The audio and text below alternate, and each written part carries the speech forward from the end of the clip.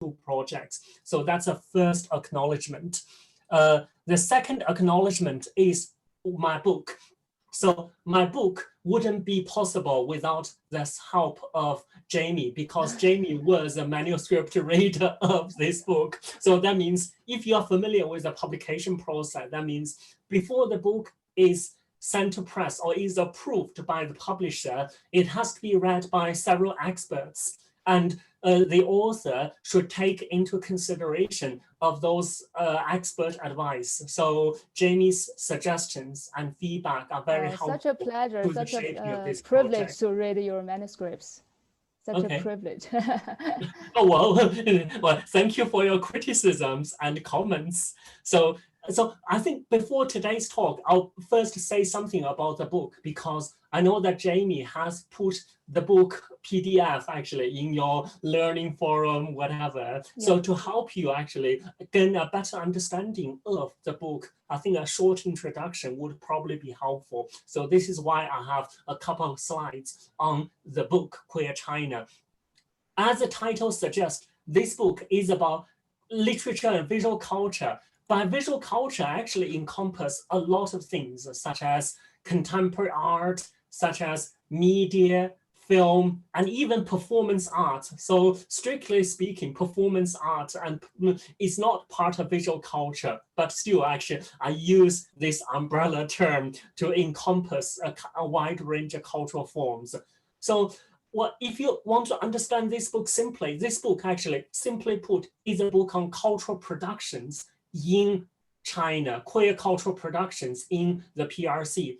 However, the queer cultural production that you recognize may be different from what Jamie is writing about. And this actually is our difference in terms of research expertise or in research interests. So Queer China is primarily focused on queer community media and culture. That is what gays and lesbians and transgender people have done in the communities.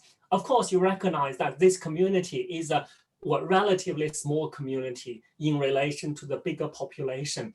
But Jamie has written a lot on queer commercial and mainstream media, including Supergirl fandom and so on and so forth. Right. Yes. So basically, their focus is really on queer mainstream and commercial and popular media. So Jamie and I often joked with each other. I think that you said my research is very, the cultural production that I examine are very avant-garde. Avant-garde, elitist a little bit. Elitist, yes, that's the word, elitist. But I would say that my research is more community-oriented and is more activist-oriented. And of course, this is not to say that popular cultural production may not be activist, or popular cultural production does not have an elitist element in it.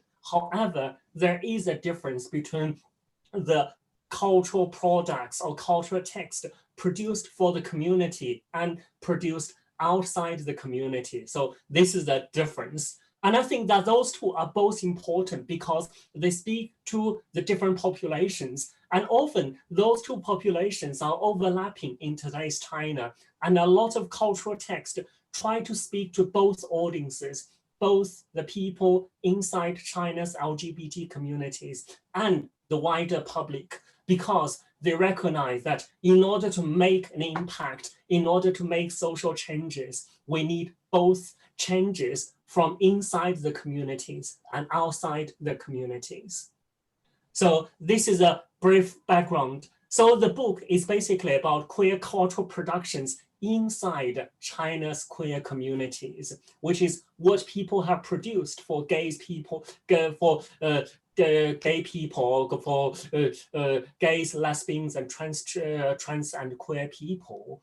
However, some of those cultural texts are also accepted and received in the wider society. For example, 北京故事, Beijing Story, which was adapted into a film called 蓝雨, and a lot of you may have watched the film 蓝雨, so which is an interesting gay story, well, directed by Hong Kong filmmaker Stanley Guan Jinpeng.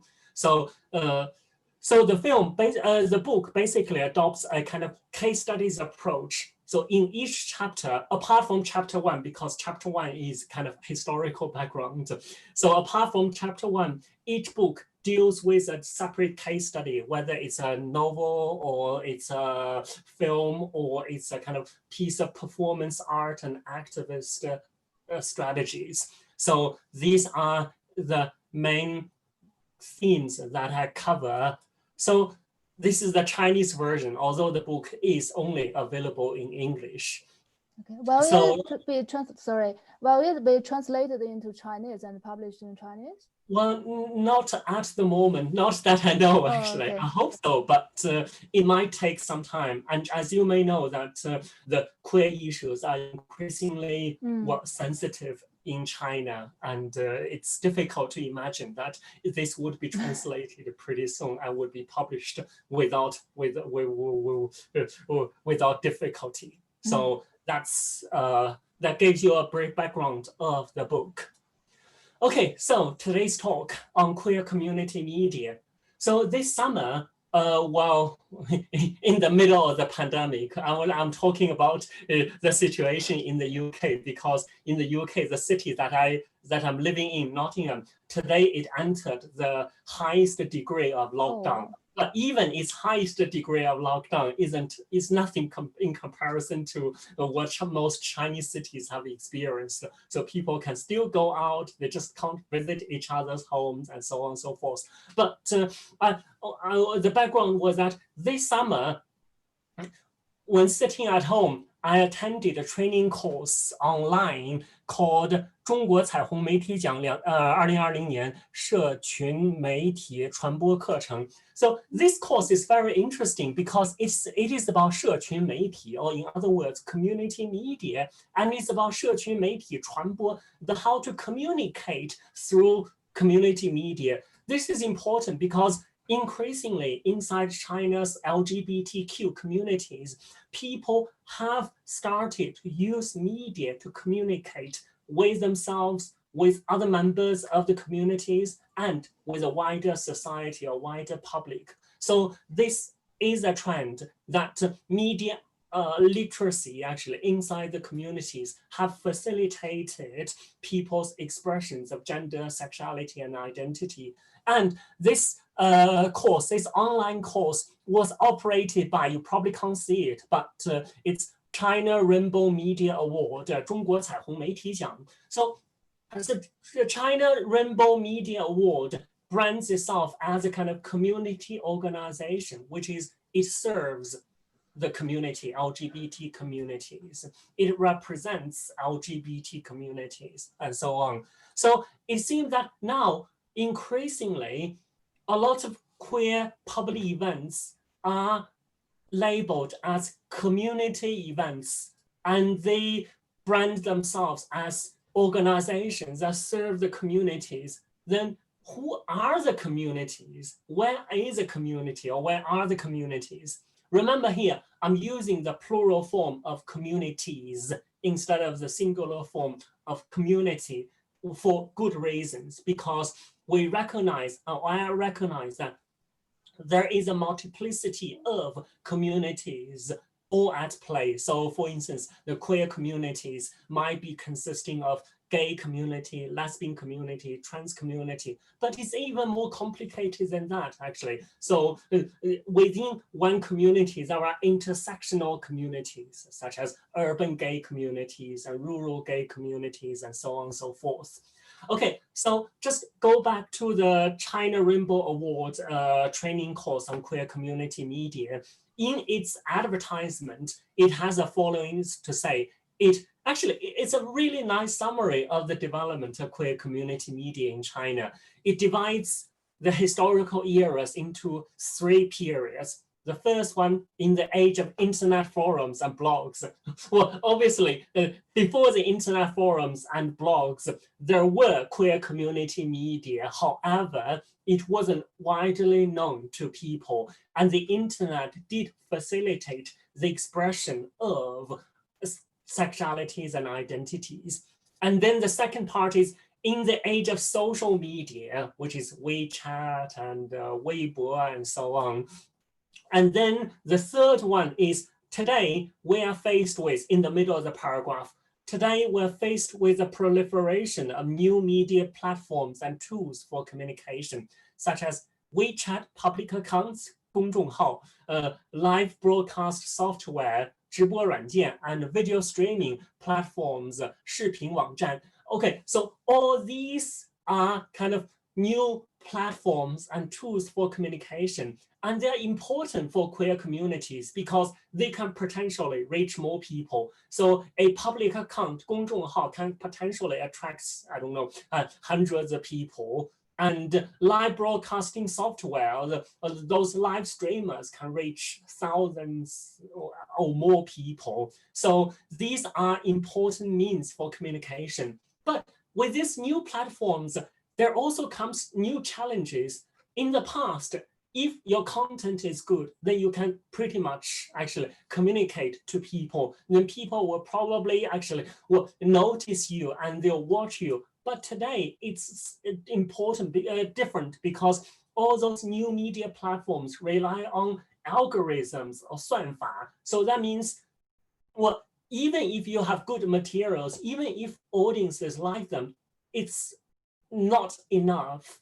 And you need to know certain tricks and techniques of algorithm and how it works the best and how it can promote you. Sometimes a good, well, public account actually may not gain any public visibility at all because of the manipulation of algorithms. So this is an issue that today's contemporary media producers have to face. So whether you're a streamer or you're running an account, etc., you always have to realize that those platforms run, well, on the logic or by the logic of algorithms. And apart from government censorship, and there's also the kind of technological barriers that you have to get across. And getting this across is not simply a technological issue. So it is difficult, but it's worth trying. So this paragraph nicely sums up the 3 stages of queer digital media. If I have any criticism, I would say that it ignores what happened before the digital media, because if you think about that, for most part of my life, I'm probably different generation from you. For most part of my life, I didn't have access to the internet. So that means people who didn't have access to digital media and to the internet could still communicate. How did they communicate? And this would fall into something which we call media archaeology or 媒体考古学. Well, it sounds very archaic, but actually it's quite interesting. So a lot of you would think of archaeology as something digging in the ground and finding something historical from pre-modern times. That's archaeology. But for media, there is also an archaeology. For example, if I mention a kind of pager, 寻呼机, probably many of you haven't heard of what is a 寻呼机. Or if I say, 我大哥大, or what is a 大哥大? So those were important means of communication, actually, pre-digital times. Well, in fact, they were not long ago. For example, 大哥大, when I was in primary school or whatever, high school, I mean, it was quite admirable to have a 大哥大. If you have a 大哥大, or kind of a bulk form of mobile phone. So today's mobile phone are usually pretty small, and 大哥大 is pretty much like a 步话机, walkie-talkie. So at that time, to have a 大哥大was a very proud thing, and you show off your 大哥大 to everybody else. So okay, anyway, so these are historical things, and these were only from 20 years ago, 30 years ago, not that long ago. So strictly speaking, they're not typical archaeological artifacts, but they are important because they were means how people communicated with each other in pre-digital times. And of course, pre-digital times, queer communities existed and queer people always existed. So my interest now is really actually out of historical interest as a historian and as a kind of archaeologist to discover what were the forms of media that people used in pre-digital age, and what were the implications? What can we learn from those past experiences? So today's talk was pretty much actually kind of like digging into the past. It's very much based on the historical materials. But I hope that you can still gain something actually from those past forms. The major argument that I'm going to make is that we need to pay attention to those old forms or traditional forms of communication, because they gave us important inspirations about how communities are formed, how activisms are conducted, and how identities are articulated, and what kinds of activist and political forms were available for queer people. So to start with my history, I will first actually talk about this key term, community. As I mentioned, that there's not one community, there are more than one communities. So this is why we use a plural form. And in Chinese, community or communities are often translated as 社群 or 社区. Increasingly, I would say increasingly, it's translated into 社群. But if you look at queer publications in the past 5 to 10 years, etc., people also use another term called 社区. And 社区 ceased to be popular because it's a mainstream term. So basically, I mean, if you live in the cities or even countryside, and you would have 社区居民委员会 and so on. So it is a kind of what term in governance, mainstream term for state governance. So the queer communities increasingly feel that our community is very different from the kind of residential neighborhood guarded by 大妈 and 居委会 and so on and so forth. So how do we call ourselves? Then there's this sociological term, 社群. 群 means a group of people, and 社 is a social group. So it's a kind of social group of a group of people, a kind of socialized group of people. So formed not only by geographical locations. For example, 社区 or 街道 are pretty much administrative units, and they are also geographical units. So people who live in certain urban areas or rural areas are called a 社区. But here, 社群 has got an imagined element. So recalling Benedict Anderson's notion of the imagined communities. Communities are not there. They were imagined by people. Although gay people, for example, in Britain and in China may not have met each other before, but they can still recognize that they belong to the global queer communities, to a larger entity that is bigger than themselves. So that's community. Community is always imagined. Of course, Anderson was talking about the nation state as imagined communities. But here we can say also say that many other communities, including LGBT communities, are imagined. They are there because of this particular imagination of an identity and community. Without the imagination, those people wouldn't have anything in common. So that's community. And in this quote, queer filmmaker Fan Po talks about his experience with the term community. And he confessed frankly that at first he didn't understand this term. What does this term community mean?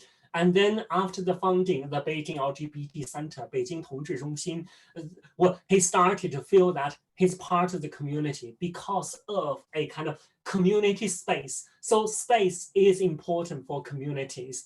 But I would argue that equally important are media and communications. So a space is basically a social space and a place for communication. So it's really putting people together either in one geographical and physical space or in a digital and communal space that will help foster this sense of the community. So community is imagined. It is imagined through political imaginaries, through identity affiliation, and through kind of sharing of ideas and experiences. So Purple in the second paragraph also talks about the multiplicity of communities and how you can imagine a community or imagine communities without reducing them to singularities, without seeing community as a kind of homogeneous entity. Rather, it's kind of very multiple. It's made up of different elements and different contingents and so on and so forth. So that's the term community, increasingly used in queer community events. For example, Shanghai Pride. So in 10th anniversary, Shanghai Pride has 我们的社群, 我们的认同, 我们的骄傲. So first it uses a plural form, our or we, so which suggests that it's a group of people more than an individual. Second, there's a 社群 and then 认同 and 骄傲. So basically it's a kind of affirmation of one's identity and belief in that identity. But unfortunately, as you may know, Shanghai Pride was closed down permanently from this year. So we won't have another Shanghai Pride next year, which is a big pity. And this year, well, is in a way a kind of a significant year for China's queer communities and identities because of those serious constraints and difficulties that they experience. So fingers crossed, hope that in the future things will be better. Okay, so queer communities in media in mainland China is my research topic. And I look at a wide varieties of text and practices, including leaflets, zines, hotlines, websites, dating apps, and so on and so forth. But my focus is not really on websites and dating apps. If I remember correctly, that you will have a lecture, another lecture delivered by Dr. Wang Shuaishui. So that's next year, next January. Okay. Yes, January 2021. Yes. Yeah, that's great. Gay celebrities on TikTok. So. Okay, brilliant. TikTok is a good example. TikTok is a kind of streaming media, it's kind of social media and streaming platform. So Wang Shuaishui's focus is really on digital forms of media, especially queer social media, such as Blood, Danlan, and TikTok. So Douyin is our. So basically, actually, Shuaishui studies actually the kind of newer form and digital forms of communication. And my account is before Shuaishui's account. So this will also give you a kind of an idea about academic research. So each person finds a specific niche that they are interested in and then study that topic and devote their several days or several decades of their lifetime in researching on one topic. So if you are interested in certain topics, etc., so this might be the start of your career. Think about how you can develop kind of your research and your research interest and turn it into a kind of lifelong career. Okay, so the queer communities in media, briefly speaking, they are media produced by, for, and about sexual minority communities. So that's why that I say that my media, my queer community media is different from the community media that Jamie examines, because this is specifically within the communities, queer people producing media for queer people themselves. And because of this, subjectivity is important, 主体性. So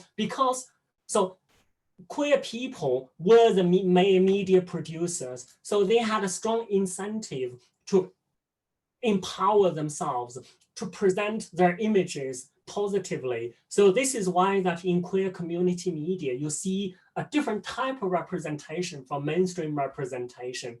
For example, in mainstream representation, you might see queer people being stigmatized and being stereotyped and so on and so forth. But in queer community media, you really see the diversity of representations, and you really see that the kind of positive representation and diverse representation. So queer communities are not one, but many. So I argue that these different forms and practices of queer community media help us construct gender and sexual communities, identities, and politics. So that's the argument. But before we go into the history, I know that we have a lot of before, but this is what academic research is about. You always got to qualify your research or contextualize your research. So what kind of policy environment are we talking about? And most people would immediately say it's censorship. It's a censorship of gay issues. It's a censorship of independent media. However, let me use the term productive censorship.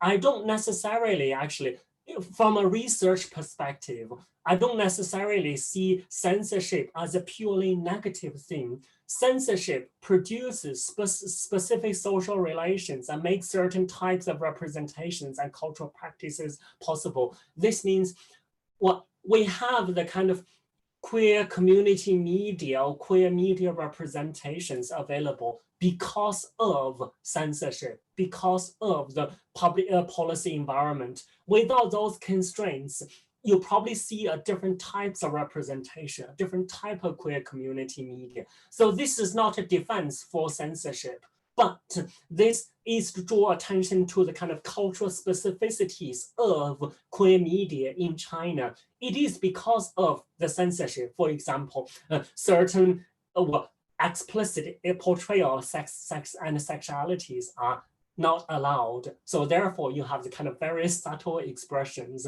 Because of censorship, you can't talk about certain things and so on and so forth. So 东宫西宫, the film by Zhang Yuan, is a good example. So Zhang Yuan produces certain types of queer representation exactly to respond to the censorship environment. So that's the first thing, the policy environment.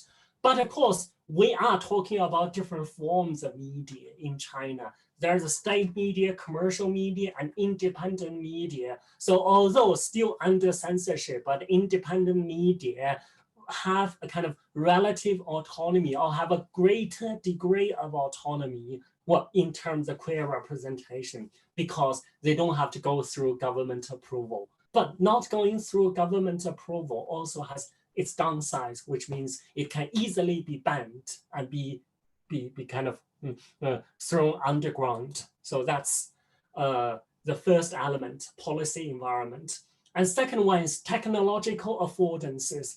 This is also important because different types of technologies and different types of media may carry with it certain advantages and disadvantages, strengths and weaknesses, etc.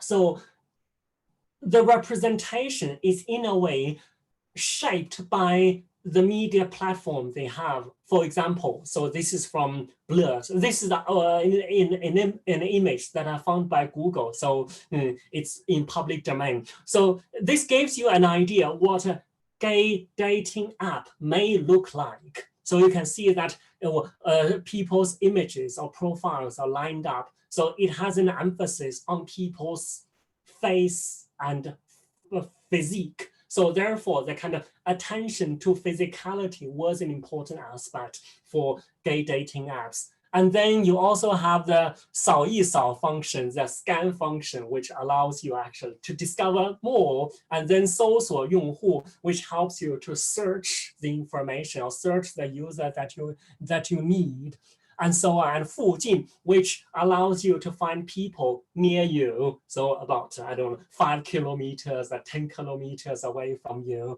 And then and then you can also 聊天, so chat with that person by sending text messages, or 找人is to locate people. So this is kind of geolocational function. You can find where that person is on a map in, for example, in Suzhou. So basically, these kind of settings, those technological settings help develop a kind of gay sociality or queer sociality, because with those technological settings, you can find people near you and you can find people in certain locations. You can chat with that person, you can voicemail that person, and so on and so forth. So you can also look at your own collections or your own memories and so on. So this gives you an idea of the kind of gay dating app affordance of queer media. But then there's also the notion of algorithm, because certain people are featured here and others are not. So this means, well, there are certain elements that are prioritized in the kind of gay dating app algorithm to make certain people more trendy than others. Okay, the third element is related to this first and second one, social and cultural context. So in each societies, we have different types of queer community media. And dating app, for example, is different in China and in, for instance, in the UK. So this is a typical interface of Blue, a gay dating app. And you would have this person from Beijing who talks about 别问我喜欢什么类型，如果你喜欢你， and so on. So it almost looks like a small essay and a small poem or small prose. And this is actually very uncommon in the English context. In the English context, people would feel that this is too much. It's just a dating app. It's just cruising. If I look at your picture, that's enough. I don't want to read an essay from you. And then you also have 黑名单 blacklist. This is also non-existent in English language gay dating app, because why would you put somebody in 黑名单 in blacklist? You simply block and not see it. You don't need to see who you have blocked. So this is also interesting. And also you can see that most of those profiles don't have names. Well, even if some have names, as you can see, that they probably have kind of very poetic names, pseudonames, or even have famous football stars' names, such as David Beckham. So why would a Chinese person call themselves David Beckham, which is probably beyond comprehension for some English users? But in English dating apps such as Grindr, and you see kind of more realistic portrait. Well, it's not realistic, actually. You'll probably see there's a small nudity and there's more erotic element in it. And then there's less kind of background information about that person's education, family background, and so on and so forth. But it seems that in Chinese dating apps, those kind of education, family background, and urban location, your hobbies, etc., are really important. So this is a very crude comparison. If you go into each profile, you'll probably find more cultural differences. But here, this point is to say that particular social and cultural context shape the queer representations on queer community media. So because we're talking about queer community media in the mainland Chinese context, we need to pay attention to how those social and cultural factors shape the expressions of queer community media. And of course, I believe that Wang next year is going to talk more. And if you have any questions about gay dating apps, etc., please ask him, because that's his PhD topic. So that's the background.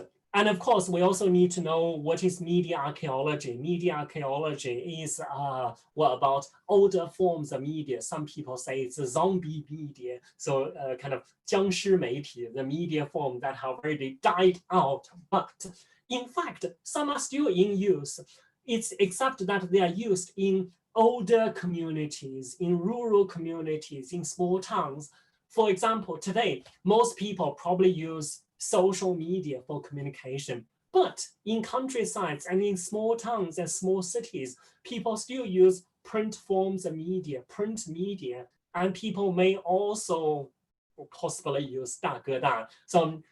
So these are just some examples. And archaeology doesn't mean that one media form replaces the other. It simply means that they have been stratified socially, and they're used by different groups of people, and the popularity of one form of media in one space and the decline of another form of media can tell us a lot about the society and the context.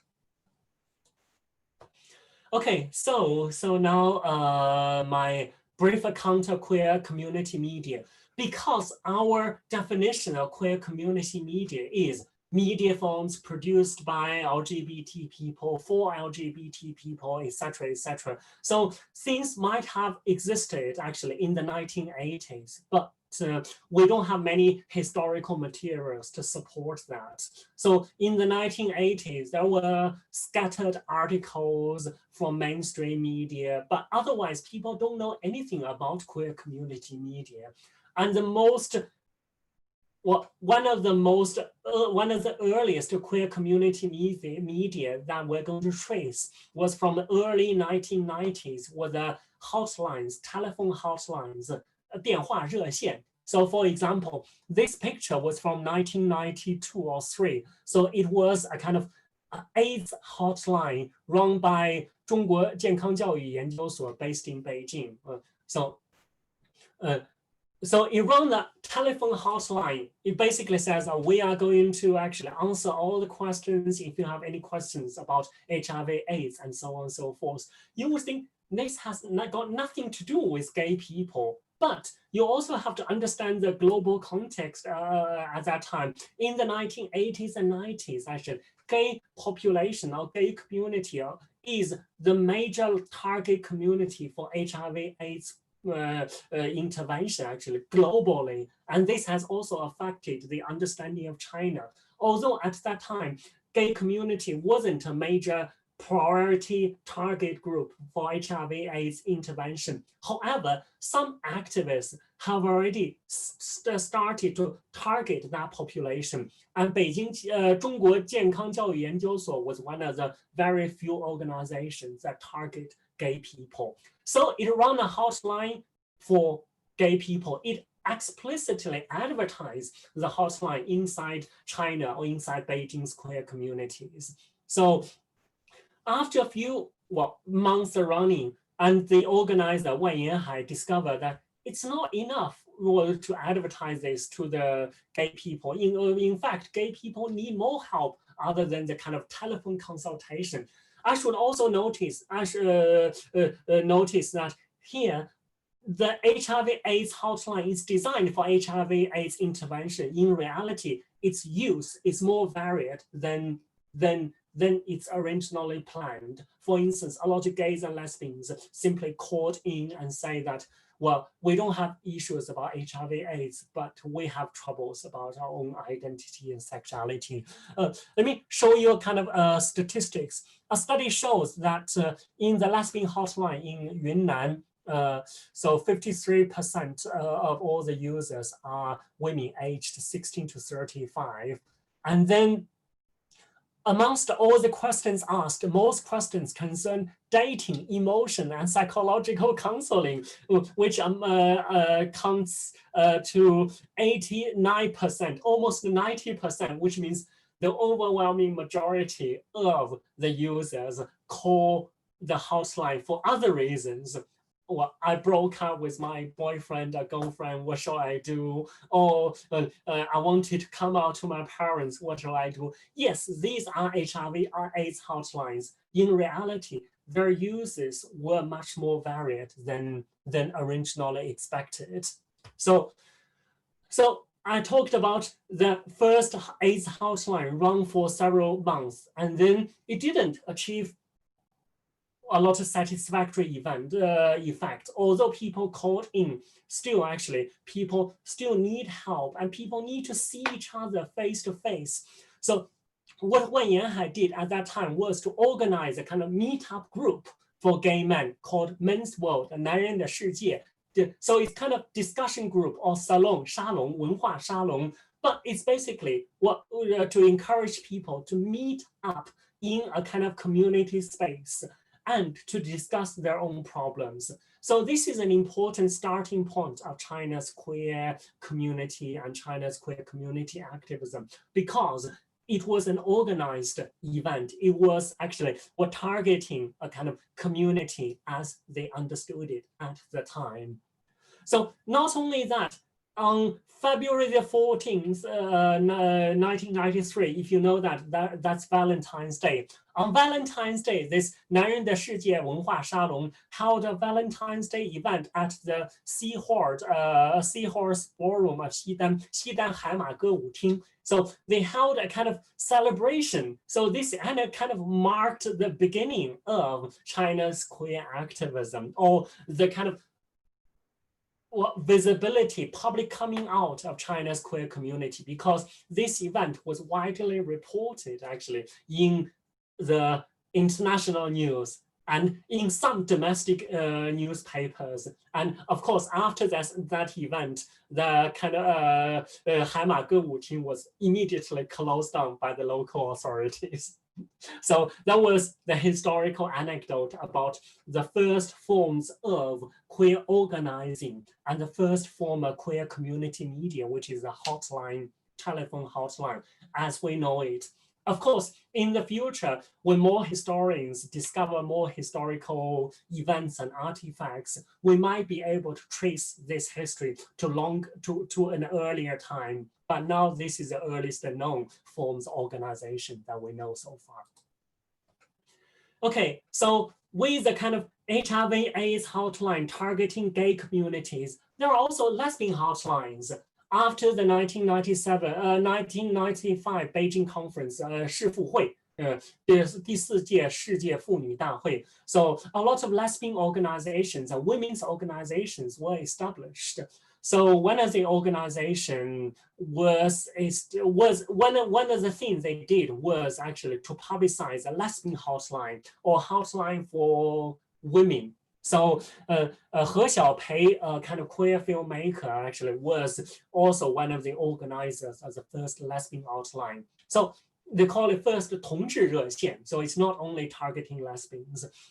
So their aim was to use a pager as a means to communicate. A pager is a 寻呼机. So for those who haven't used the 寻呼机, I remember having my 寻呼机 at university. So that gives you an idea of my age. So basically, somebody beeps you through a telephone, and then you receive a beep which displays on it, please call somebody back, please call Jamie back at this number. And then I would have to look for a telephone number, look for a telephone. But of course, as a university students, and at that time, most people do not have a landline in their dormitory, or most do not have, let alone a mobile phone. They don't have a mobile phone, and most families do not have a telephone line. So what do? They go to a kind of payphone, public payphone, what's 公共电话, 公用电话亭. Okay, so using IC card, IC 卡电话, 磁卡电话, so they insert an IC card and then it starts to beep and then you call that person. When I finally get my place, of course, there is usually a queue in front of the public payphone. So when I finally get to call Jamie back, and Jamie is already gone on the other side of the line. So this is I only saw my parents use this kind of BB, we call that BBG, BP. Yes, BBG. Yes. Well, I only saw my parents use this kind of thing. Yes. Not even my era. Yeah, well, at least this is an evidence that this existed before in history. So, okay, so this may sound very, very historical to you, but it's important. So basically, why do people use pager or BBG at that time? Because of anonymity, 匿名性考虑. So for example, so if I want to call the 热线, actually call the hotline to say that I'm a gay or I'm a lesbian, of course I do not want to be discovered by you. Of course I do not want to use, even if I have a landline in my home, I wouldn't want to use it because, well, you might call back and my parents may discover it. So what do? I go to a kind of public payphone when it's quiet and when there's nobody around, and then I call you, and then you can't call me back next time. So this is actually in a way, because of technological barriers, and it's also because of the considerations of for safety, anonymity, etc. At that time, a lot of gay people would be harassed and blackmailed by ill-intentioned people. So if people discover that you're gay, whatever, they'll report you to your work unit, to your 单位, and then they'll probably also kind of blackmail you, 敲诈勒索. So in a way, actually, the kind of pager hotline was a kind of perfect solution actually for gay people's safety and anonymity, and it also can provide you with the information that you need. So the second quote is interesting actually. It's from He Xiaopei. Xiaopei was saying that a young man one day, a young policeman called him saying, oh, my identity was discovered by my superior, so I had to leave my job. What shall I do? And so on and so forth. And of course, He Xiaopei at that time didn't have much experience. She didn't know what to say. She just listened. Sometimes listening was already enough for the queer people calling for help. So later, well, many years later, she met that person, and that person was Geng Le. So if you know that Geng Le is kind of the CEO of the Blood, so very famous person now. So that was a historical anecdote. And He Xiaoping was also talking about the kind of lack of experience, because as a volunteer, as a 志愿者, as a kind of as counselor, 咨询师, nowadays you need to get trained professionally and you need to get certificates. 是培训认证，心理咨询师认定. At that time, there was no such training available, and they didn't know how to answer their questions from the callers. What do? They have kind of weekly meetings, debriefing the kind of idea, the call they had and solution they gave, and so on and so forth. And they train themselves into experts in solving these problems.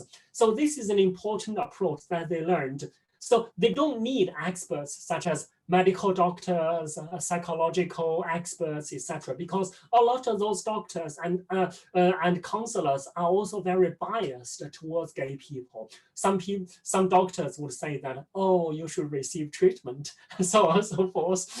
So basically, what their lesson was that queer people's issues have to be solved by queer people themselves. So because we have the experience and we know actually what is best for people with similar experiences. So that actually formed the understanding of community media and community mutual help groups. So that's 寻呼机热线. And then this is the chart, the statistics that I showed you just now, which is that those HIV/AIDS prevention hotlines actually played an important role. And I would also say that HIV/AIDS related publications also focus a lot on queer community and identity building, more than it was originally designed. So this was because at that time, gays and lesbian organizations were established with HIV/AIDS funds. So they have to do everything under the HIV/AIDS cover. Of course, they also promote HIV/AIDS prevention and raise awareness. But more importantly, they provide support for the communities. Okay. So I mentioned 第4届世界妇女大会, so which was a really important event for China, and that took place in Beijing. So this year is how many years? The 25th year of, and anyway, of the 世妇会. So there was a lot of celebrations or commemoration activities, actually anniversary celebrations in Beijing earlier this year. But what was important for the 世妇会 was that it introduced 2 concepts into China. The first concept was 性别. Well, now we know actually this term 性别 or 社会性别 gender. But before that, actually, people didn't use the term. People use the term 男女. So in the Maoist slogan, 男女平等. And people don't talk, or they use terms such as 妇女.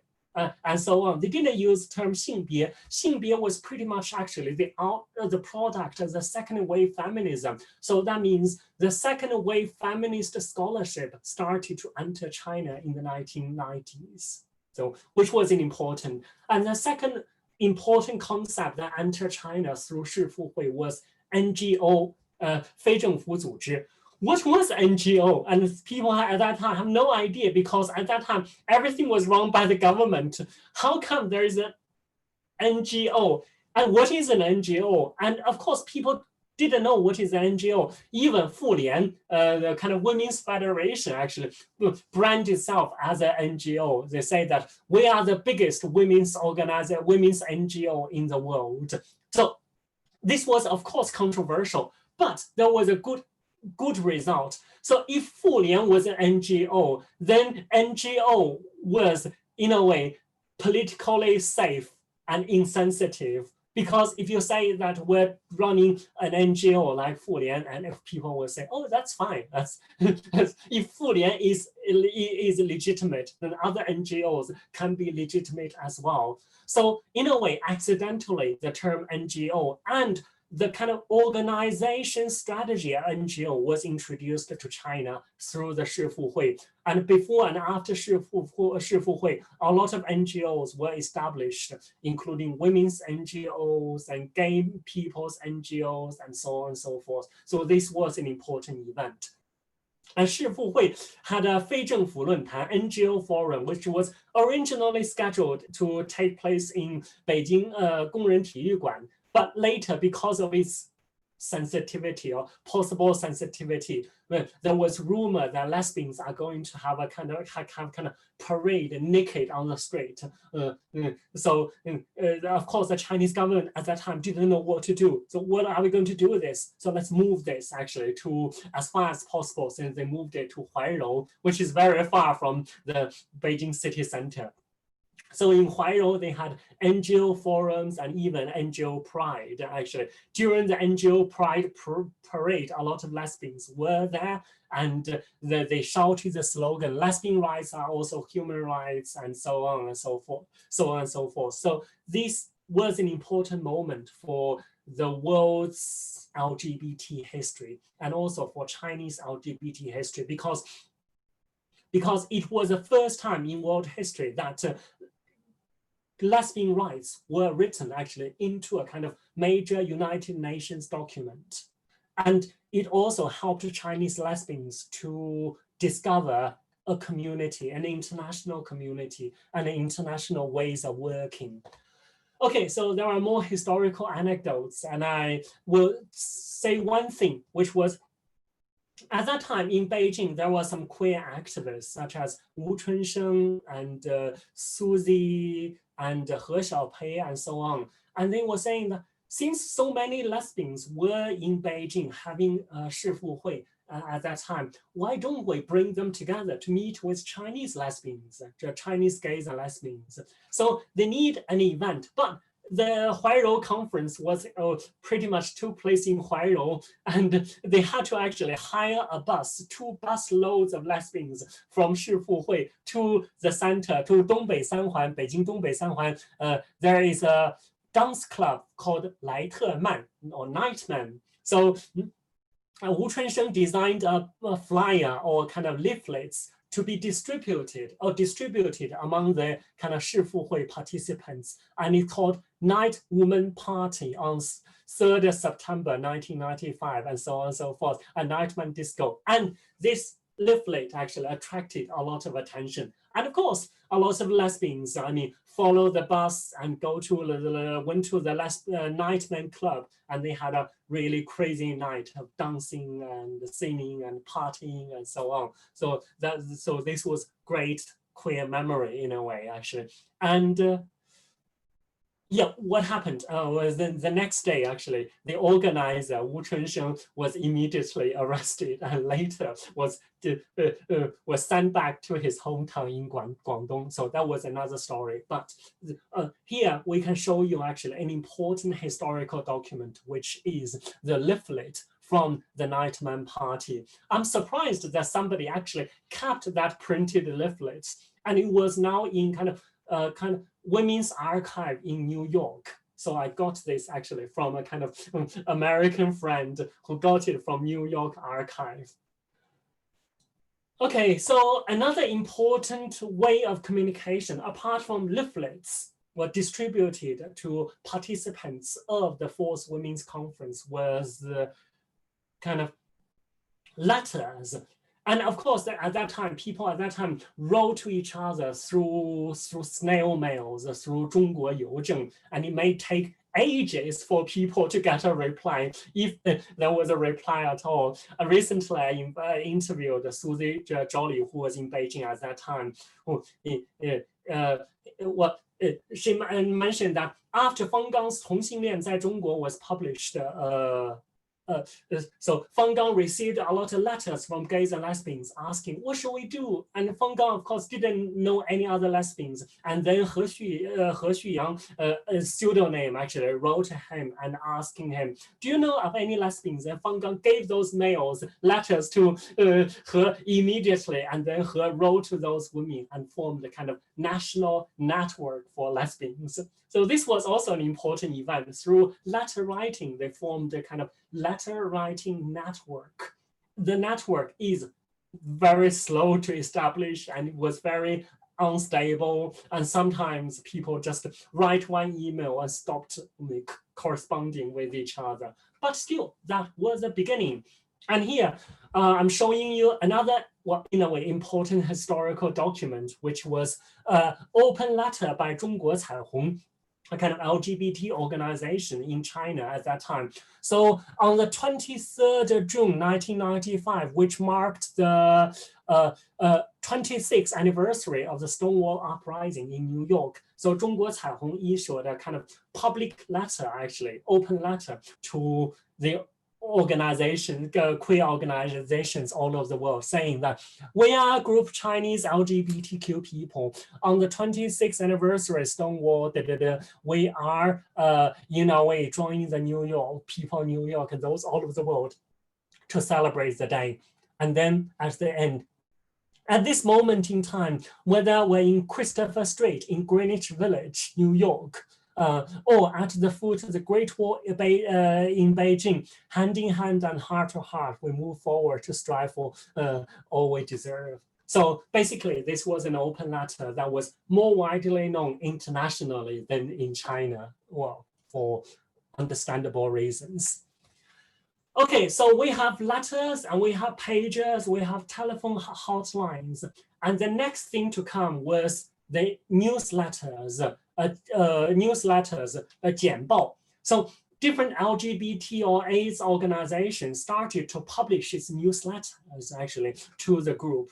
So at that time, everything was in print. So as the one that was on the screen, this was 爱知简报 newsletter of the 爱知 Action Project. So from 1996. So I have selected the first page and the final page. So the first page, you can see there is a very brief table of contents, and then an introduction of PFLAG, which is a gay lesbian ally organization based in the United States. And today, the PFLAG China 同性恋亲友会 was popular in many Chinese cities as well. And then following that, there was 成为你自己青年同性恋者答疑. So there was Q&As about homosexuality. So it was a translated material, but still it was useful for gays and lesbians. And then at the end of the newsletter for about, I think this newsletter has about 6 to 8 pages. So at the end of the newsletter, we have 他们是同性恋者或者双性恋者. So basically, the kind of what queer icons or queer celebrities in Western history, and mostly in Western history, yes. So there was no Chinese. Okay, and then there's 参与与奉献 contribution. So if you want to contact us or you want to make contribution, this is how you would contact us. So this newsletter is very brief and it's distributed to gays and lesbians in the communities, basically in those kind of cruising areas, bars and saunas and so on.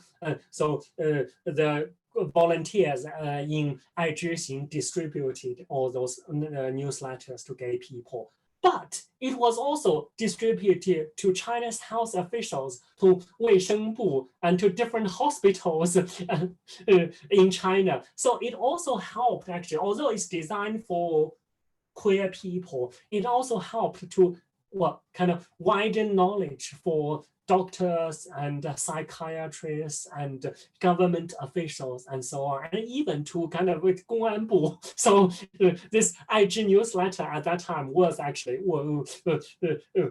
very widely spread and distributed because it was actually run by a kind of government or government NGO, 港友, IG JIng at that time, so belongs to kind of 卫生部, 是卫生部下设的一个部门. Okay, so with those newsletters, and the newsletters started to grow more beautiful. So if you look at it, it looks pretty boring with no pictures at all. Who would like to read those ones? So, and then it came kind of zines. Some people ask, what is a zine? Zine is basically a self-published magazine. It's a DIY magazine. So magazines are usually targeting a bigger audience or readership, but zines usually target a smaller niche readership. And it's usually DIY, community made, carrying a grassroots kind of or characteristics. So the first zine in mainland China is 朋友通信. So it actually ran a long time from 1998 to 2010. So more than 10 years. And it's a monthly zine. So that means each month you get such a leaflet. So with about 20 to 40, sometimes 60 pages. So it's actually very, very significant. There are articles, originally written articles, 原创. There are also translated articles. There are knowledge. There is also Q&A column, and there are also proses and poems, etc. So 文学专栏. So it's actually quite interesting zine, and this zine was supported by International AIDS Foundation. Of course, it has to fulfill its kind of remit for HIV/AIDS prevention. So in a lot of materials, you have kind of tips for HIV/AIDS prevention and so on and so forth. But so let me give you an idea of how widely spread and widely distributed the zine was. So it was normally distributed to a gay work team in nearly 60 cities. So this gives you an important information. This means at that time, there was already a gay work team in almost all the major first and second tier cities, at least 省会城市 in China, with 2,500 gay people in regular contact with the project team. So these are their liaison persons that help distribute the zine. And 2,000 to 2,500 medical staff working on HIV/AIDS prevention, mental health, CDC, Center for Disease Control, which is kind of government organization, clinical STD, sexual transmitted disease, medical professionals. So this also is similar to the newsletter, to 爱之简报, which was not only distributed to gay organizations, gays and lesbian organizations, but to government officials and to medical professionals as well. So it's kind of education for Chinese government officials and Chinese health workers. So the list also includes state officials. So the number of subscribers did vary from one province to another. It usually is 600 to 700 in one province. So, and then, so in other provinces like Tibet, only 20 to 30 subscriptions will be provided. Currently, for every issue, currently means around 2009. So 15,000 copies will be printed for each issue. So that's a very significant number in terms of gay population, in terms of its target population, which will be posted to readers upon request within the next 2 months. So basically, there were volunteers helping to to write articles, to print things, and then to take them to post offices and to post them out. And then in the other in those provinces, there are people receiving them and distributing them to different locations. For example, if you are a contact person in Suzhou, then after you have received all those copies, and you would go to visit different bars, clubs, saunas, and cruising grounds and hospitals in Suzhou and distribute those things. So this was the first zine, well, called 朋友通信, and later renamed as 朋友. And of course, you may ask, is there any lesbian zine? Yes, there was. So the first lesbian zine was first known and archived. Lesbian zine was known as Less Plus, 赖死家. So Less Plus ran between 2005 to 2013. It was originally started actually by a lesbian couple actually. So basically they just print this on this thing to show their love for each other, to show their support for each other. We're not alone. There are so many people. If we print such a kind of a zine, we can distribute among our friends. And this is just for kind of sharing within support groups. But it was very popular among their friends. So they started to make more issues and to make the zine more complicated. This gives you an idea of the first zine, first issue of Less Plus. As you can see that it is very simple. It's just the two colors or three colors, so white, gray, or black, and pink. So it has 很坦然, 很 happy, 黑夜过后握着你的手在阳光下骄傲的走, 唧唧歪歪, and so on and so forth. So it's just like an A4 的大折页. So it's kind of folded page. But it started actually in this way. It started, I mean, between the two lesbians, but later more and more people joined in. So some are editors, some are writers, some are distributors, and so on and so forth. So this thing started to gain strength. So between that time, it has primarily three sections. Actually, so first one, existence of a single person, 一个人的存在, and then the life of two people, 两个人的世界, and then that's not enough. So then they expand that into the world for a group of people, 一群人的世界. So when you are talking about 一群人的世界, you start to have community organizations and community organizing. And this still sounds very individualistic.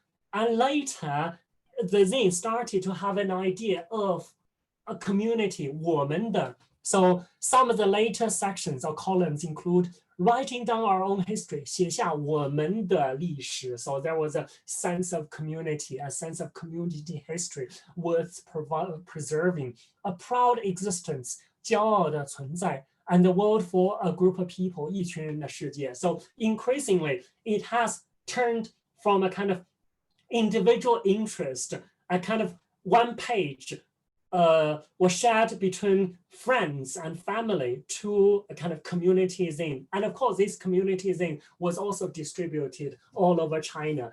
And let me give you an example. I don't know if you can you see my screen now? Okay, so this is an issue of Less Plus from 2010. So this issue has about, let me see how many pages, has about 96 pages. And the last page that I saw was 同运史. And the last article is 同性恋去病理化之路，离开沙发，走上街头. So we can at least say that around that time, around 2010, this thing has a very strong community and activist orientation. So that's a lesbian zine, Less Plus. And later, well, unfortunately, the lesbian couple broke up, and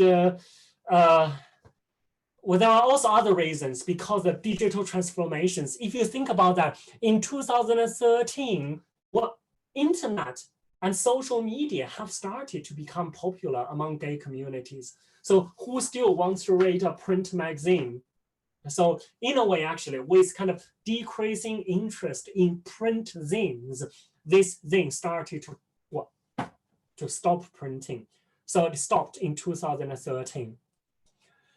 So this gives you some idea of the kind of what designs, and this is really beautiful actually. So the thing is, in overall, Less Plus is overall very art and culture oriented. So in the zines, it has poems, it has films, it has lots of literature and creative writing, and it also has art pages. So and photography and so on. So you can see that this thing is overall targeting an urban middle class lesbian readership. Can I ask a question about this? Yes. Because Yes, it please. happened when I was young. When I was young, so I didn't like really get into my research. Didn't even get in delve into this topic. The Less Plus, this magazine, so is how expensive that it was. Okay. That's a good question. Good question. So yeah. At first it was free. Because at that time in China, if you sell anything, I mean, whatever, you got to have 许可证, whatever. And later, it was sold at a 成本价, at a production cost, literally 10元 or 20元, which was kind of more affordable. So when I was in Beijing near 2010-ish, I collected some things. So this was what I collected. I spent either 10元, 10块钱或者20块钱 to purchase those things. So that means very inexpensive. Oh, so that means they didn't make profit out of producing this kind of. Oh, okay. I see. Well, so Less Plus refuses advertisement. As you can see, actually, what I'm going to talk about a gay magazine, which is a Gay Spot. Gay Spot later attracted some magazines, but Less Plus didn't have magazine. So this means it purely relies on donations. So especially donations and funding from international foundations. As far as I know, the Ford Foundation, so 福特基金会 has supported most of the issues. And it always brands itself as a kind of free, non-commercial publication. So could that be one of the reasons they ended the production of this? Yeah. Yes, it could be. I know, look, 2013 is an important year because at that time, people were discussing the NGO law, NGO 法. So the NGO law put very strict restraints on queer organizations and how they receive funding. So if they can't receive funding from overseas donors, then a lot of those activities couldn't continue. So this was definitely one of the reasons. And of course, you also have to recognize there are people who are tired of doing this over a long period of time. Yeah, there was a dwindling and decreasing readership, and there was technological takeover. Everybody goes to social media and goes to dating apps, etc. So who still wants to read this? So totally. Many reasons, but of course, policy reason is one of the most important reasons. Okay, I got it. Thanks.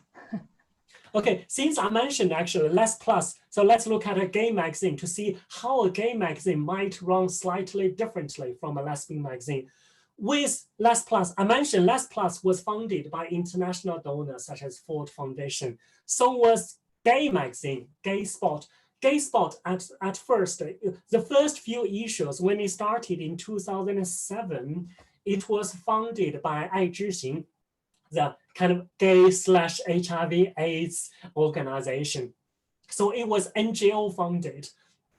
But then you can see the first few issues, it's blurred, and it's probably deliberately blurred.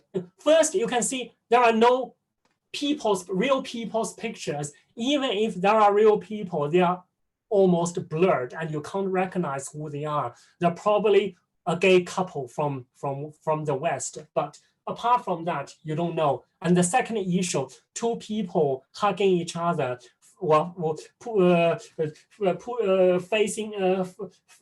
facing against us, and so there is a lot of anonymity in it, and even if it's rainbow, it's also blurred. You can't recognize much. So this is for many reasons. One of the reasons was because of anonymity, and a lot of gay people don't dare to come out. So the magazine was, in a way, actually, the subtlety as a magazine cover also reflected this aspect. And then when Ai Zhixing stopped funding the gay spot because of financial reasons, and gay spot had to actually survive as kind of community organization, community thing. So at this time, it started to attract advertisers. First, gay-friendly pubs and clubs. For instance, if you're a pub owner, if you want to have your pub featured in our zine, then please, you can have an advertisement here. You can pay us.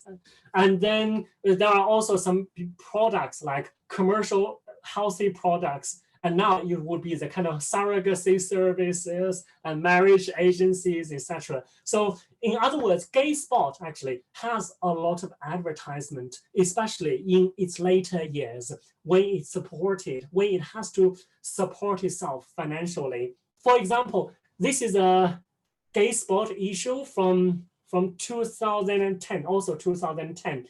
And what the back cover actually has Beijing Tongzhi Zhongxin. Of course, Beijing Tongzhi Zhongxin is one of the supporters of the gay sport.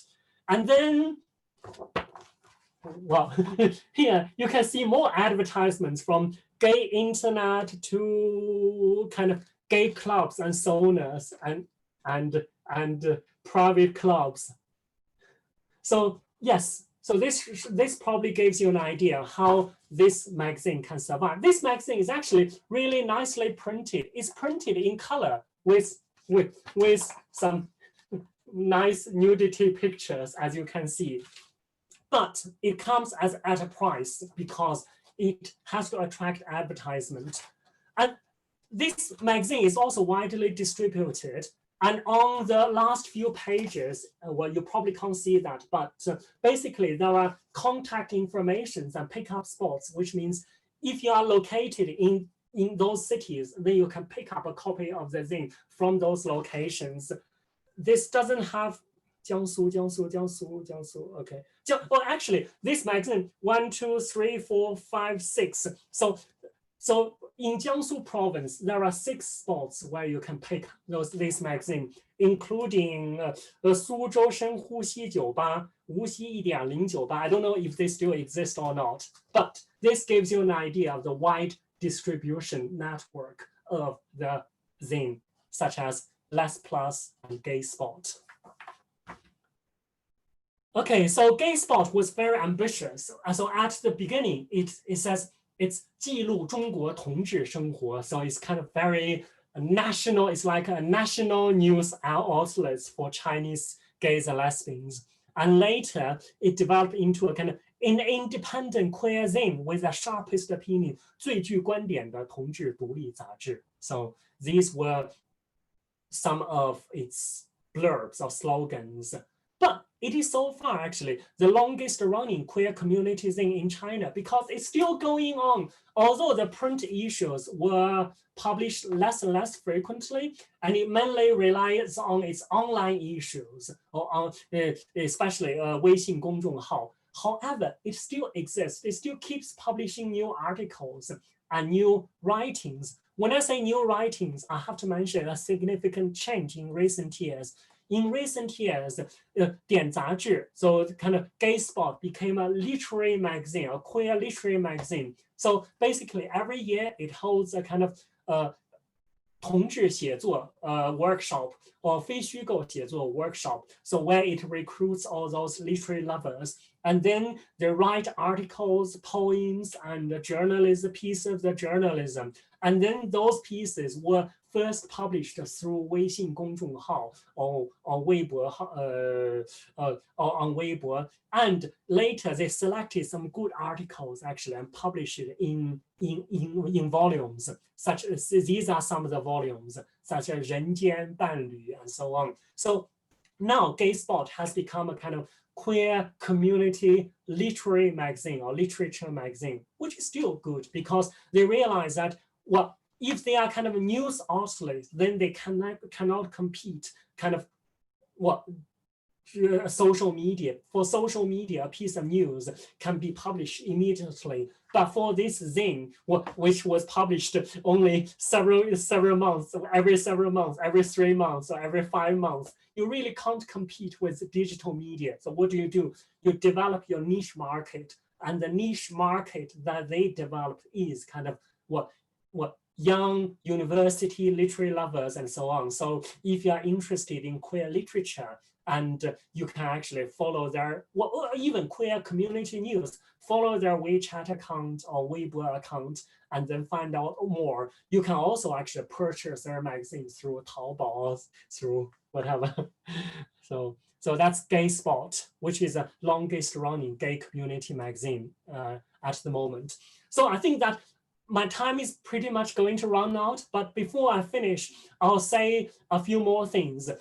So for queer print media, there are also different things, such as leaflets, booklets, and folders, and bookmarks, and posters, etc. I remember in the past, every time when I go back to China and attend some queer community events, I would collect a kind of a pile of those things. Different community organizations print these different forms of publications, either to advertise themselves or to kind of promote knowledge regarding LGBT identity or HIV/AIDS, etc. So those media forms were printed on limited editions, and once they are distributed and they are gone. So and it's also unstable because it really depends on funding. So if they have funding, they'll print some, but if they don't, then they'll stop printing it and it's gone forever. So those forms of media is what I call ephemeral media, 意识媒体. And I think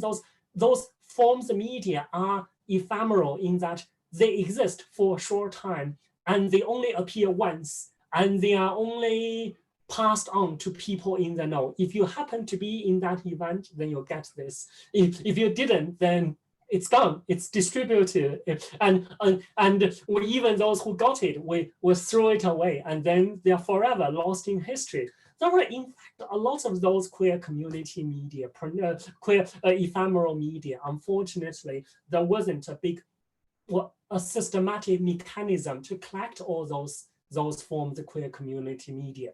And the large majority has been lost, which was really sad news. Okay, so, and then it comes to queer websites. Queer websites, of course, I mean, started in China in the 1990s when internet started to appear in China. And you have the earliest queer websites such as 同志满天下, which looks quite boring from its web page. And then it became better and better, and more technologically and aesthetically sophisticated. And key websites such as 同语 and 爱白 and so on, and they are still running those websites, 同语 and 爱白. 桃红满天下 stopped running some time ago. And in the mid-1990s, there was also 个人主页, personal homepage. So some gay and lesbian individuals started their own web pages or websites, and then they published daily news. Well, not necessarily daily news updates on those 个人主页. For example, this was one of the 个人主页, which was called 今夜星光灿烂. The website didn't exist now. So basically, the owner of the website rode a bicycle and visited different places in Beijing, including Dongdan Gongyuan, different parks and bars, etc. And then he collected information and then sort out those information and publish some information on on his 个人主页. And he also actually provides support and warning to people, for example. So in this spot, there were people who blackmail gay people, so please don't go there, and so on. So in that place, you'll see money boys or prostitutes. So, okay, so those were the earliest forms of queer community media. And this person in today's form would be a kind of queer community journalist who collect news for the community and publish news for the community. But unfortunately, we don't know more information about this person, apart from the information we get from oral history.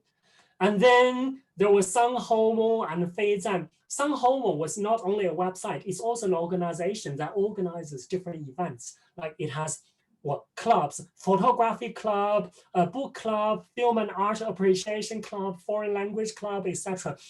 So to give you an idea of its size, its swimming center coordinates 15 local interest groups in cities such as Beijing, Shanghai, Chengdu, Guangzhou, and Tianjin. It's quite national, actually, although it's targeting big cities. But in each city, there is such a club. And in the club, you would assume that there are dozens of people or a dozen people. It's a volleyball center, coordinates 22 interest groups in different cities, and even expands to places such as Wuxi, Wuhan, Changsha, and Shenzhen, and so on and so forth. So it is an organization that targets queer communities that focuses on sports and art. But it seems to be working, and it supports queer community building in important ways. And Feizan website was another gay website which tries to promote a healthy, positive, and optimistic queer image. So therefore, its website also, as you can see from the left-hand side, from my left-hand side, Feizan, you can see a kind of positive representation of queer people. And of course, this also raises the question of the urban bias, of the middle-class bias of queer community media, especially queer websites, which we can probably talk about later. But here, suffice to say that with the proliferation of queer websites and queer dating apps, gay people today actually will have many opportunities, lesbians and gays have many opportunities to find friends, to meet people. They probably don't need to read such a magazine such as Gay Spot. They probably don't need to call a telephone hotline or page a hotline. But those forms of community media are important because they laid the foundation for the community's identities and a particular form of queer politics. So they are still worth studying.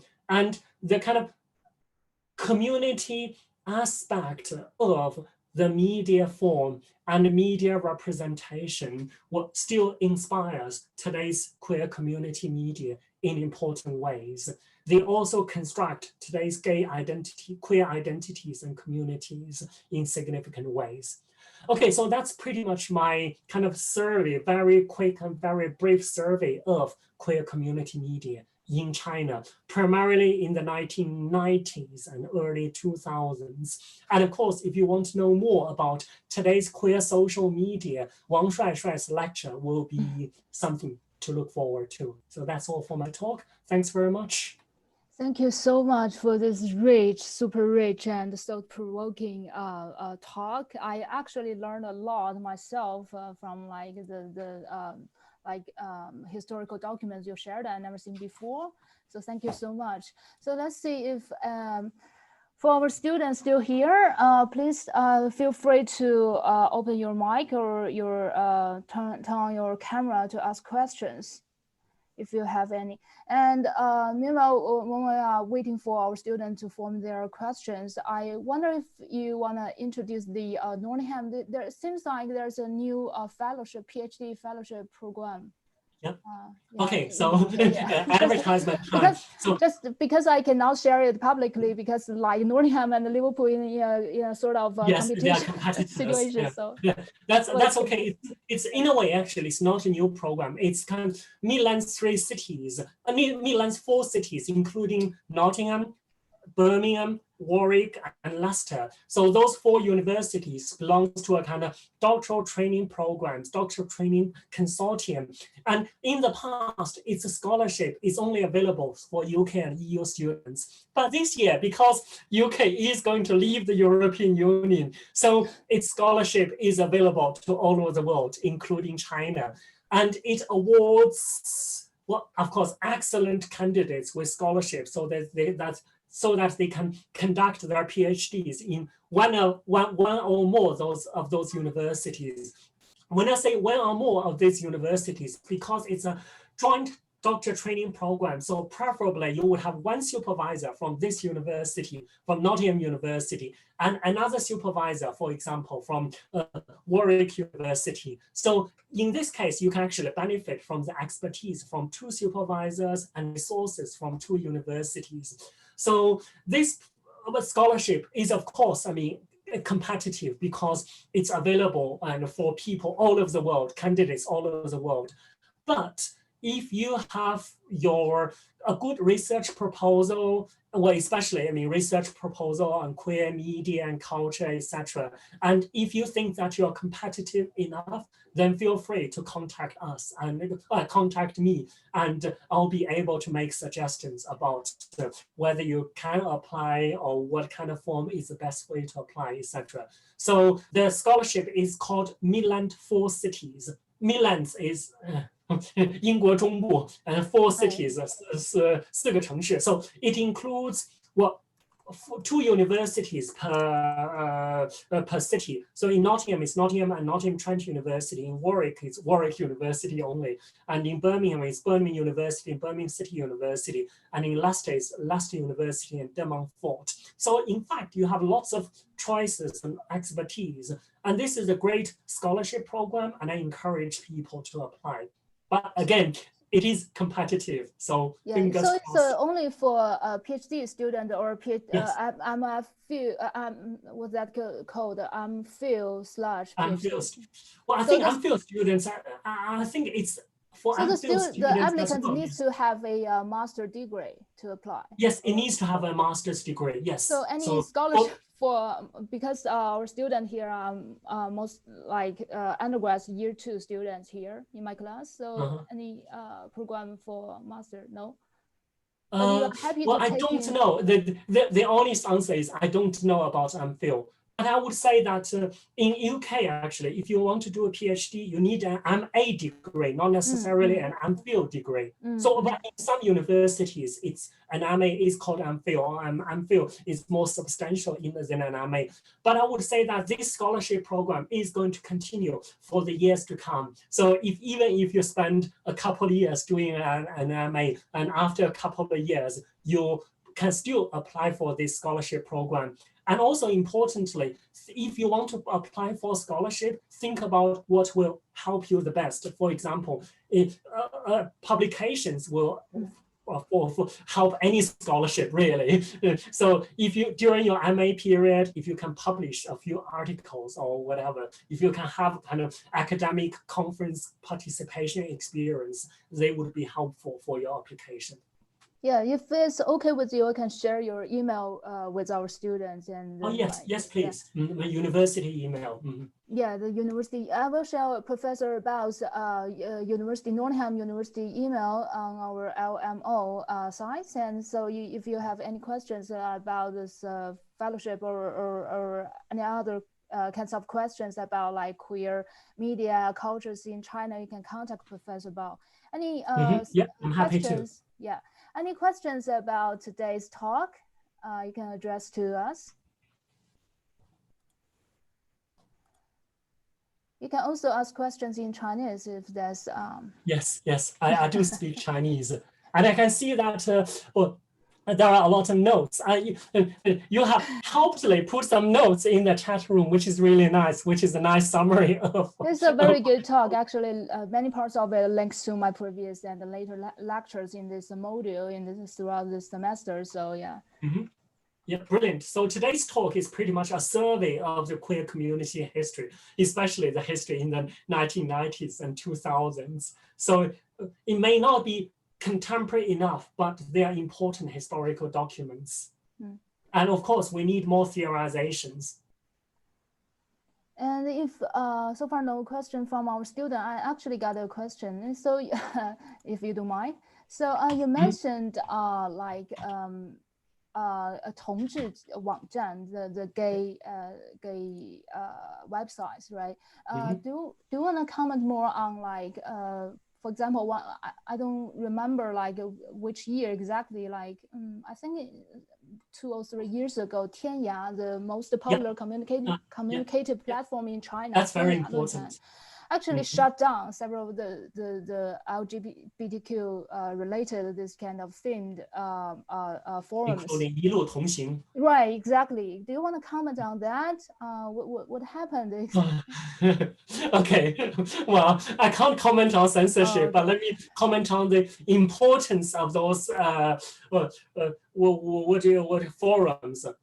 So how do you categorize Tianya? Tianya is pretty much a kind of information repository, or is a BBS form. It's actually a more advanced form of BBS, bulletin board system. So I remember when I was at university, we use either 一塌糊涂 or 水木清华. Every university has a kind of BBS where students in that university can chat with each other. And of course, the BBS are usually arranged topically. For example, you can build a topic on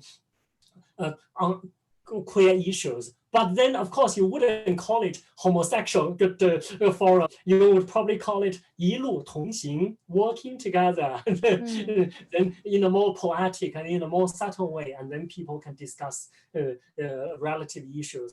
I think that Tianya would actually, it can be seen as a more sophisticated form of the bulletin board system, where people start a thread, and then other people will follow on the thread.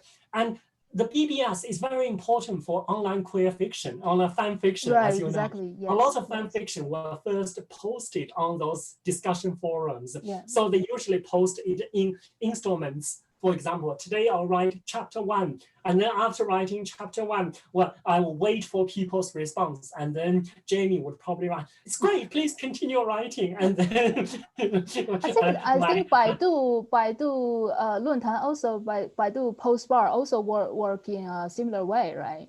Yes. So basically, it forms the kind of small community, but this community is usually developed in a kind of chronological and sequential manner, and this has an impact. For example, if I'm a fiction writer, that means I'll respond to people's suggestions when I write next chapter, and then Jamie would probably say that I don't like this ending. I don't think they should break up. They should live happily ever after. Then I'll got to respond to readers' comments and then develop my storyline in that way. So yes, it's a linear narrative, but this linear narrative is also an interactive format. So it's kind of co-production between the readers and the writers. Yes. So that's for literary production.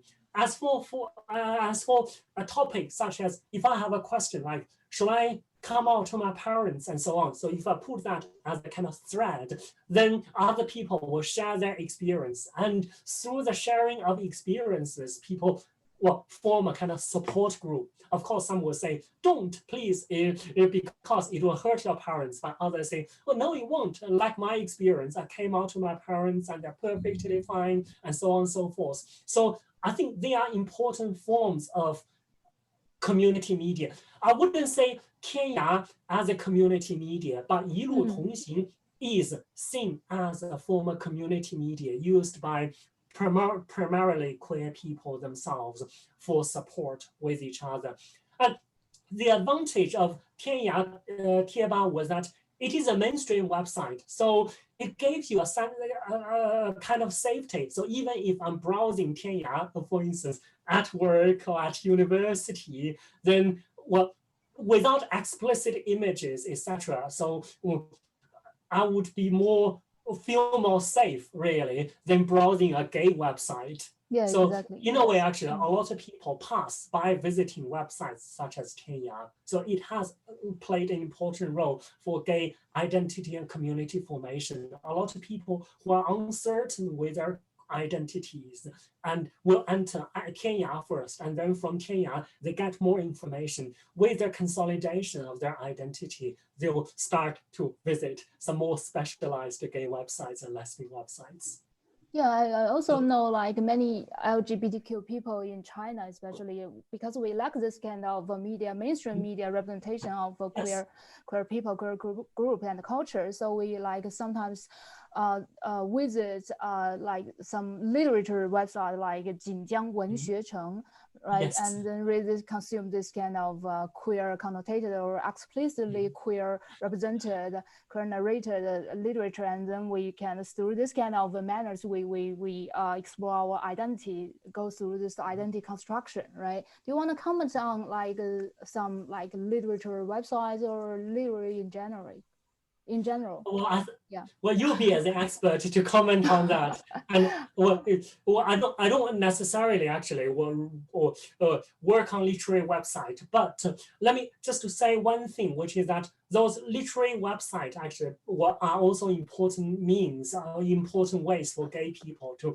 build their identity, construct their identities, and build communities. For example, 蓝雨, the film was adapted from 北京故事, and 北京故事 was originally published in a literary website called 画招, is that right?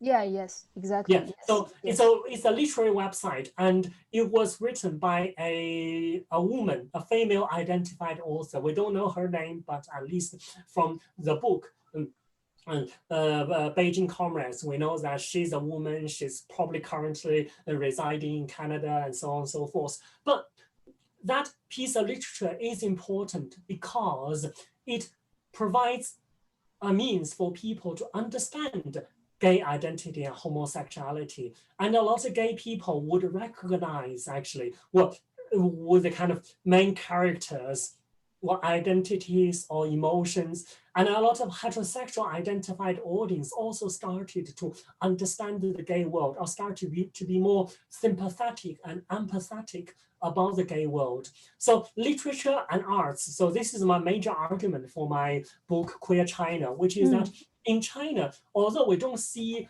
explicit forms of queer activism, so events like Shanghai Pride was banned in China. So it is as explicit as it can be, as it could be in China. But this proved that that strategy didn't work. So a lot of gays and lesbians were experimenting with cultural activism. So by using cultural productions such as writing literature and composing queer art and making queer films, through the sharing of those literary and cinematic works, so they start to build a community. People start to talk about things. If you have been to one of the events, queer film screening events, etc., so in the events there are always Q&As. And in the Q&As, most of the questions are not targeting the films or targeting the film, etc. Specifically, they are targeting issues related to identity, community, and so on. So this was my discovery of Beijing Queer Film Festival. So after the film screening, everybody was talking about their own experience related to the film. So in a way, it builds a kind of public sphere, intimate community. Public. Yes. Help build an intimate community. Absolutely. Right? Yeah, exactly. And also, I remember there is one, because I'm also the book reviewer of your Queer China monograph. Thank you. So yes, and my pleasure actually. I remember there's a chapter about the paper cutting. Do you want to like briefly like mention this chapter, because it's like I never read any like published academic work in English about queer paper cutting.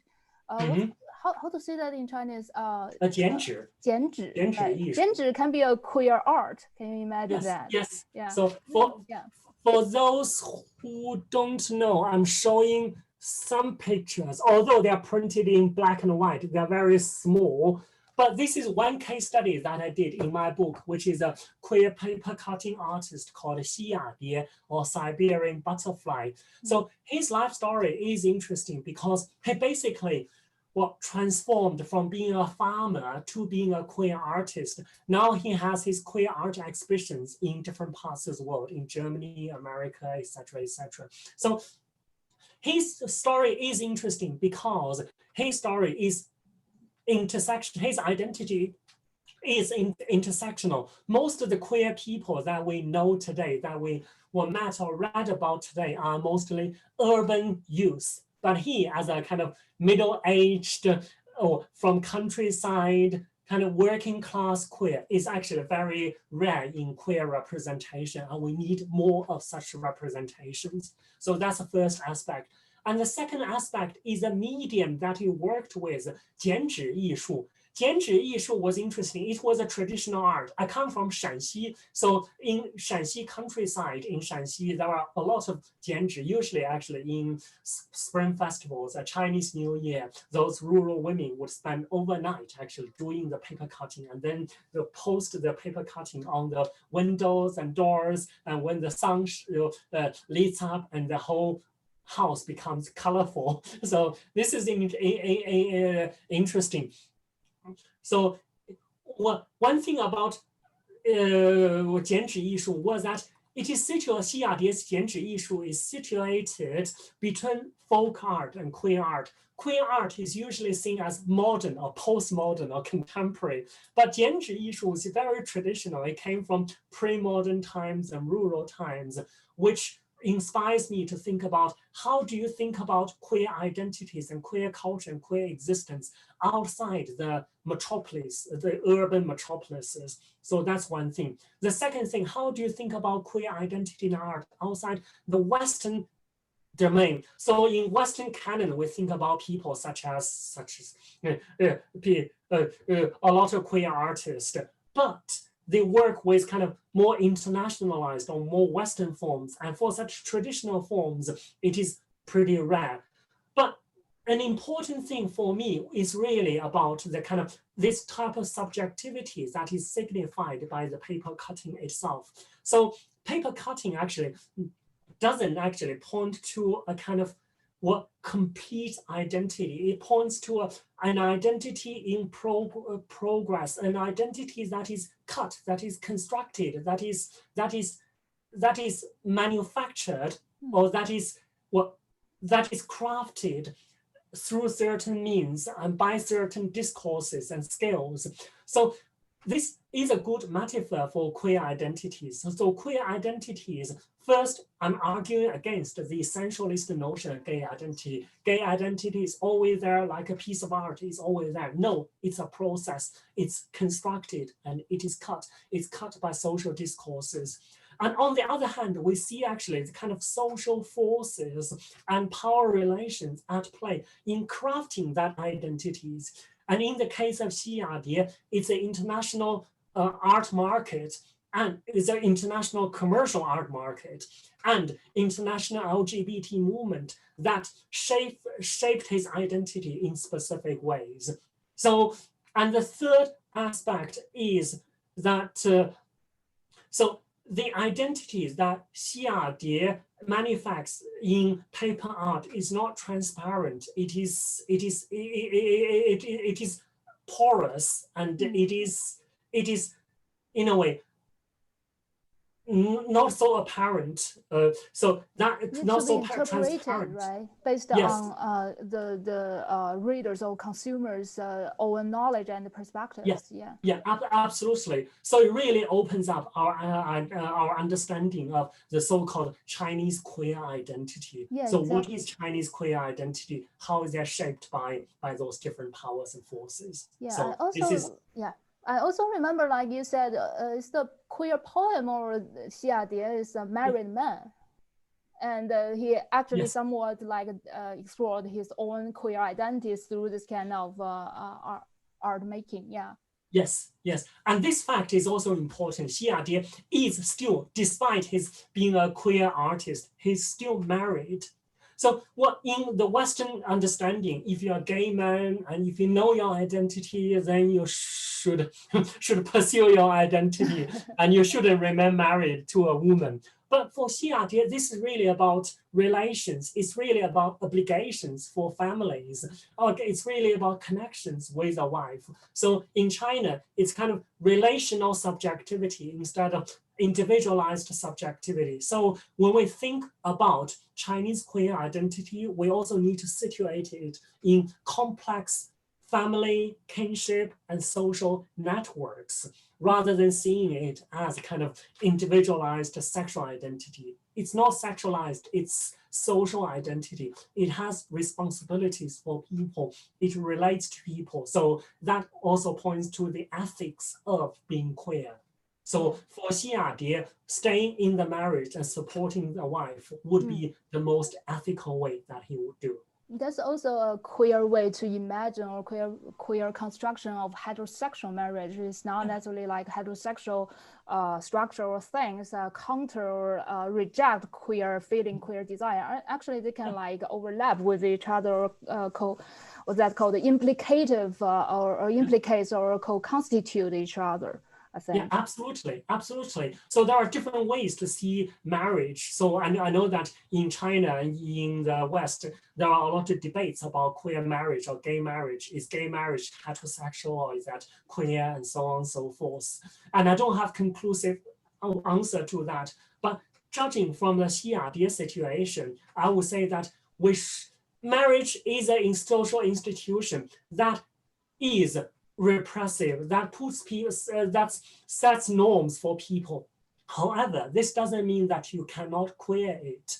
So for example, so Xia marriage is queer in the sense that it challenges a kind of heterosexual understanding of family, marriage, and sex, and so on. So in the same way, in He Xiaopei's film, Our Marriages, which is about 行使婚姻, which also talks about what kind of social relations can you build and can you open up through the marriage form. In reality, we are queering marriage as a social institution rather than following the scripts that the society, a heteronormative society, assigns us to. So it's actually pretty early in the UK. So I will ask one more question, ask Professor Bao one more question before I let him go. So I know you got a new project on COVID-19. So since you're talking about like LGBTQ community construction and the media, could you briefly comment on like how COVID-19 like impact on the LGBTQ community, how in the near future perhaps? Well, that's a great question, very timely, but I'm probably not the best person to answer. But I'll use an example actually. Fan Popo. Fan Popo is a Chinese queer maker currently based in Berlin. And during COVID-19, he has done a lot of thought, research, and artwork related to COVID-19. I remember when COVID-19 just started in Europe, there was a great xenophobia, which is phobia against the Chinese. Racism, so if you are Chinese and you walk on the street, yeah, people would probably say, coronavirus, go away, get out of here, and so on and so forth. So Popo made a video actually about his experience. One video is called Lernen Deutsch mit der Küche. So basically means learn German in my kitchen. So what's interesting about this video is that he really satirizes those Western stereotypes about Chineseness, about Chinese habits. For example, he uses some plastic bats and saying, Nein, ich habe nie eine bat, I forgot that. So in German, I have never eaten a bat, and so on and so forth. So, and he also talks about 热干面 from Wuhan to subvert the stereotypes of people's imagination about Wuhan, seeing Wuhan more as a kind of place with cultural diversity instead of a demonized place full of sufferings. So this artwork is important because it engages with contemporary debates about China and Chineseness in the global pandemic. It also challenges the essentialized Chineseness to when some people say, you are Chinese and you are like this, or you should do this, and Popo was basically saying, no, that's wrong. So that's one artwork. And other artworks, including diaries. Popo wrote about his experiences with a pandemic. For example, not being able to meet people, or queer people especially, have been very much affected by the virus, by the pandemic, because first, they are demonized. Second, that if you are single, then if you're locked down in your own room or in your own flat, then it's pretty lonely process. So Po was basically talking about this intimacy, and he argues against the heteronormative or even homonormative forms of coupledom. So if you have to stay at home, maintain your little family, that's fine, but that shouldn't be the ideal of queer politics. Queer politics should really support kind of mutual care and support for each other. For example, I always use the Wuhan 同志中心 as an example. So during the Wuhan lockdown, Wuhan LGBT Center actually was set up the kind of mutual help group for people who live with HIV/AIDS, and they share drugs, deliver drugs, and provide each other with support, and so on and so forth. So in a way, actually, I think on the one hand, the pandemic affects people's especially intimate experiences because everybody is isolated and cut out of sexual context or intimate contact with others. But on the other hand, it showcases the importance of mutual care, solidarity, of connections between people, which is exactly what queer is about. Queer is not only about sexual identities. It is not a form of sex, not necessarily a form of sex. It is a form of community. It is a form of kind of relationality, how people relate to each other, help each other, and build a new social imaginary that is different from heterosexual scripts. Yeah, that's such a good comments to end today's lecture, right? So I know some of our students got like other meetings or activities to do because it's like 6 p.m. of Friday night. So wow, thank you for such thank you for attending today's talk. So don't worry about your tutorial attendance. I will record manually based on your attendance here. It's already been recorded here as a video, video format. So don't worry about it. You can like free to go to leave the meeting. Yes, exactly. So I will end the recording. So thank you very much, everyone. Bye-bye.